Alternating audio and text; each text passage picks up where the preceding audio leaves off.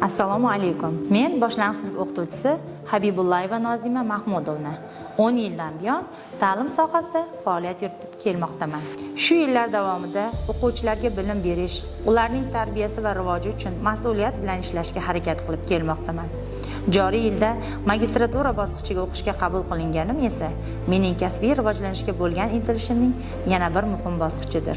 Endi esa o'quv jarayonida samaradorlikni oshiradigan 4 ta ta'lim metodini sizlar bilan bo'lishmoqchiman. Men hozir o'quvchilar sinfda shovqin qilgan paytda sinfni tinchlantiruvchi 4 ta metod bilan tanishtiraman. Birinchisi 5 4 3 2 1. Ikkinchisi turli xil qo'ng'iroqchalar. Uchinchi usul meni eshitayotgan o'quvchilar bitta qarsak. Meni eshitayotgan o'quvchilar ikkita qarsak. Meni eshitayotgan o'quvchilar 3 ta qarsak. To'rtinchi usul salom maktab.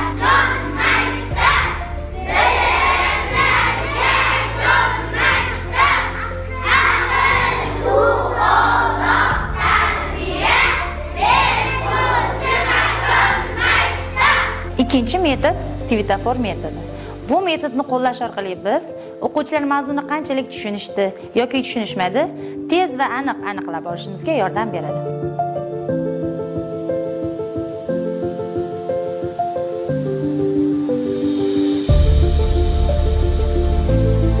Svetofor metodimiz universal metod hisoblanib, uni biz har qanday mavzuga, har qanday darsga moslab foydalanishimiz mumkin. Uchinchi metodimiz sirli raqamlar metodi. Bu metodni qo'llash orqali biz o'quvchilarda tezkorlik, epchillik, mantiqiy fikrlash hamda shu bilan bir qatorda darsga to'liq diqqatni jalb qilishga erishishimiz mumkin.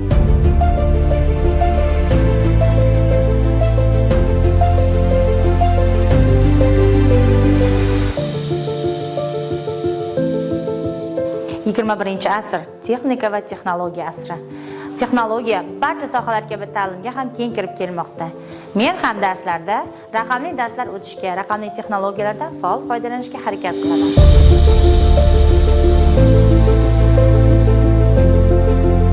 Darslarda axborot kompyuter texnologiyalari va raqamli texnologiyalardan faol foydalanish o'quvchilarni darsga qiziqtirish bilan bir qatorda ularda kompyuter savodxonlik, media savodxonlik kabi malakalarni shakllantirishga katta yordam beradi. Bugungi keltirgan metodlarimni darslarda faol qo'llash orqali juda ko'p natijalarga erishganman. Sizlarga ham buni tavsiya qilaman. Xulosa qilib aytganda, har bir o'qituvchi dars davomida samarali metodlardan foydalansa, ta'lim sifati albatta oshadi.